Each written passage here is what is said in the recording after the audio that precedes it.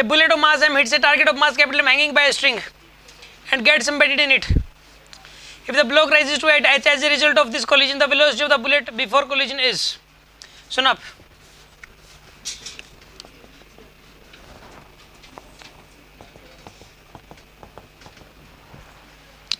यहां पर जो है ना,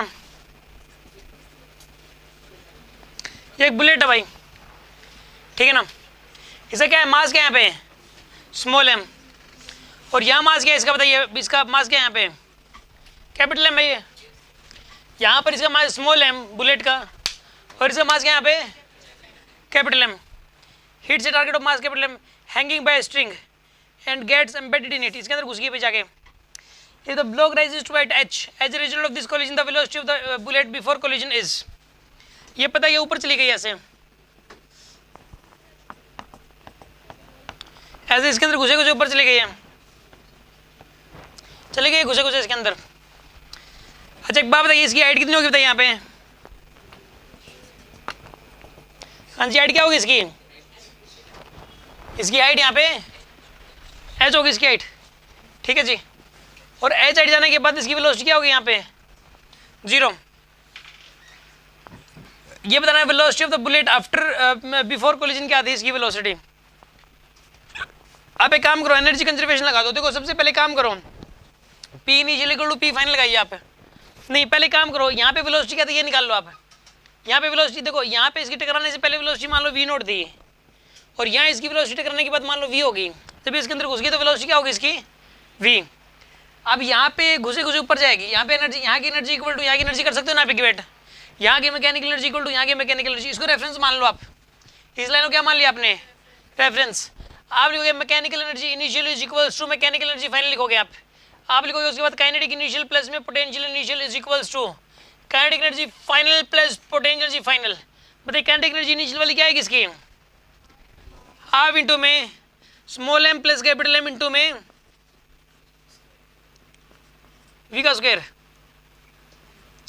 ये आएगा, ये आएगी इसकी काइनेटिक एनर्जी, हाफ इंटू में स्मॉल एम प्लस में कैपिटल एम इंटू में v का स्क्वायर आएगा यहाँ पे. आ रही है ना बात समझ में आपको. पोटेंशियल एनर्जी क्या आएगी बताइए इसकी, पोटेंशियल एनर्जी इसकी 0. ये आएगी ना पोटेंशियल एनर्जी इसकी, ठीक है ना, क्योंकि रेफरेंस के ऊपर है बॉल, और इसकी वेलोसिटी करते करते क्या होगी यहाँ पे 0 होगी. तो काइनेटिक एनर्जी क्या हो जाएगी इसकी 0. और पोटेंशियल एनर्जी बताइए यहाँ पे small M plus capital M into में g इंटू एच. ये आएगा ना आपके पास, इंटू g इंटू एच आ जाएगा आपके पास. कोई डाउट हो तो बताओ इस बात में, ठीक है.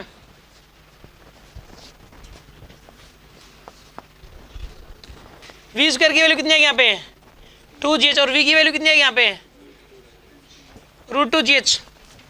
अब इसकी जो वेलोसिटी होगी ना यहाँ पे, वो इसकी वेलोसिटी हो जाएगी √2gh के बराबर. हाँ जी, कितनी वेलोसिटी होगी इसकी, √2gh के बराबर हो जाएगी इसकी वेलोसिटी.